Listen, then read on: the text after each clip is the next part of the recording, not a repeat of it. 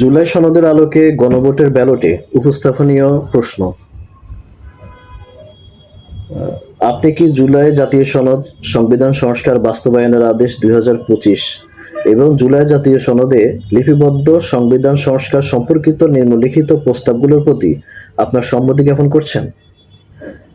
ক, নির্বাচনকালীন সময়ে তত্ত্বাবধায়ক সরকার, নির্বাচন কমিশন এবং অন্যান্য সাংবিধানিক প্রতিষ্ঠান জুলাই সনদে বর্ণিত প্রক্রিয়ার আলোকে গঠন করা হবে।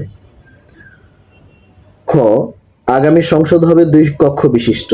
জাতীয় সংসদ নির্বাচনে দলগুলোর প্রাপ্ত ভোটের অনুপাতে 100 জন সদস্য বিশিষ্ট একটি উচ্চকক্ষ গঠিত হবে এবং সংবিধান সংশোধন করতে হলে উচ্চকক্ষের সংখ্যাগরিষ্ঠ সদস্যদের অনুমোদন দরকার হবে।